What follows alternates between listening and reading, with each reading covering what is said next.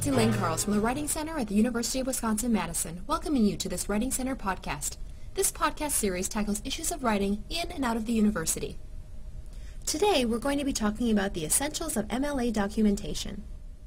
So let's say you're writing a paper for your comparative literature class, and you use an idea that comes from a famous critic whose book you just read. You want your reader to know where that idea came from, but how?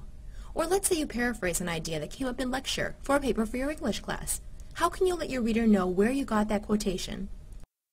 About 50 years ago, the Modern Language Association put together a manual to answer these questions, standardizing how writers document where their ideas and quotations come from. The most recent edition of the MLA Handbook for Writers of Research Papers, published in 2003, is 378 pages long. In this podcast, I'm going to talk about the essentials on which those 378 pages are built. If you get these basics, it'll be a snap for you to pick up the details. So let's go back to our first example. In your comp lit essay, you quote a critic whose book you read. What information does your reader need in order to know exactly what page of what book that quotation came from? MLA keeps it simple. All you need is the last name of the author and the page number in parentheses right after the quotation. As a general rule, when you are citing paraphrased or quoted sources that are books or other texts, the rules of MLA documentation require you to give the last name of the author and the page number. This information is then put in parentheses at the end of the sentence to which it refers. It's called a parenthetical citation.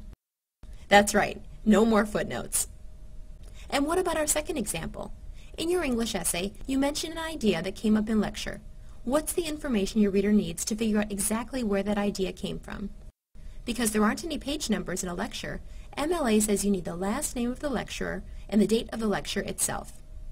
Of course, for the reader, citations like Shoaib 71 or Ortiz Robles 29 February 2008 are only so helpful. Parenthetical citations like these act as pointers, helping your reader look up the full information on a works cited page. And on that works cited page, you can then list out the rest of the information your reader needs to track down your source. This is what those 378 pages of the handbook are all about. Where to put the publisher, whether to use a period or a colon between details, that sort of thing.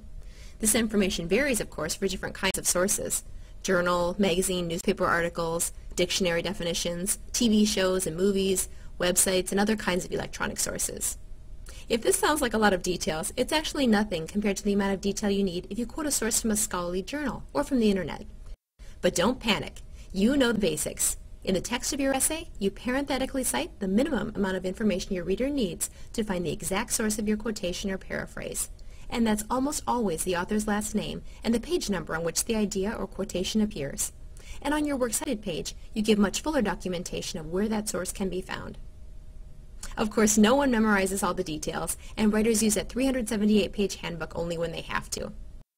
To learn more, visit our website at wis.edu/writing to look at our quick guide to citing commonly used sources.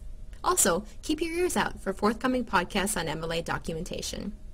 Finally, if you're a currently enrolled UW-Madison student, you can call us at 608-263-1992 to schedule an appointment with a Writing Center instructor to discuss MLA citation or any other feature of writing. For the UW-Madison Writing Center, I'm Nancy Lynn Karls, wishing you happy writing.